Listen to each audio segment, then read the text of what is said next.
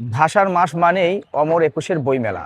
আমি এই মুহূর্তে দাঁড়িয়ে আছি ঐতিহাসিক সরোয়ার্দী উদ্যান এবং সরোয়ার্দী উদ্যানে যে একুশে মেলার বইমেলাকে কেন্দ্র করে যে বইমেলার একাডেমিক যে কার্যক্রম তার পিছনে কর্মযজ্ঞ চলছে এবং আপনাদেরকে আজকে দেখাবো যে পিছনে যে আমার বইমেলার যে বিভিন্ন স্টলগুলো নির্মাণ হচ্ছে, স্টলের যারা মালিক রয়েছেন তাদের সাথে কথা বলবো এবং তাদের কাছে জানার চেষ্টা করব যে রমজান মাসে আপনার এই বইমেলাতে তাদের কোনো ব্যবসায় প্রভাব পড়েছে কিনা, বা রোজার পরে যদি বইমেলার আয়োজন করা হতো তাহলে তাদের কোনো সুবিধা ছিল কিনা, এই বিষয়গুলো আজকে জানবো। চলুন ঘুরে আসি বইমেলা থেকে। রাজধানীর ঐতিহ্যবাহী সরোয়ার্দী উদ্যানে চলছে অমর একুশে বইমেলার স্টল নির্মাণ ও প্রস্তুতির শেষ মুহূর্তের কাজ। প্রতিদিনই ব্যস্ততা বাড়ছে প্রকাশনা সংস্থাগুলোর কর্মীদের মাঝে। কেউ সাজাচ্ছেন নতুন বই, কেউ বা শেষ করছেন স্টলের নকশা ও আলোকসজ্জা।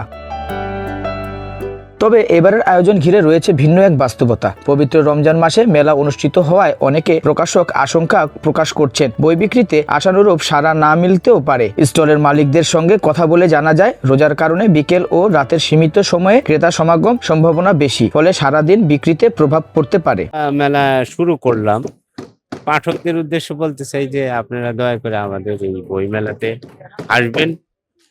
অন্তত একটি করে বই হলেও যদি কিনেন, আমরা প্রকাশক লেখকরা উপকৃত হব, আমরা কৃতজ্ঞ থাকবো। একটা সাধারণ পারসেপশন তো আছে আমাদের বাঙালি, আমরা মুসলমান, আমরা এখন 500 টাকা দিয়ে আপনজনরা আমি কি ওই ঈদের সামগ্রী কিনবো না আমি বই কিনবো বলেন? আমাদের বই তো এই 6, 7, 8 এর ওই নোট পাঠ্য নোট গাইড না, এটা হচ্ছে সৃজনশীল বই।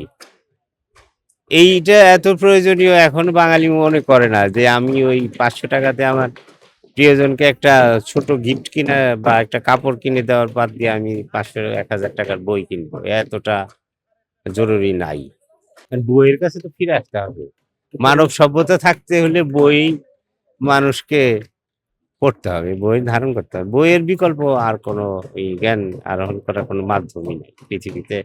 যেহেতু আমরা পিছিয়ে গেছি, এখন তো আর সেটা ঈদের পরে করলে আমার মতে এটা আমাদের অনেকেরই ছিল যে ঈদের পরে করলে বইমেলাটা ভালো হতো আর কি।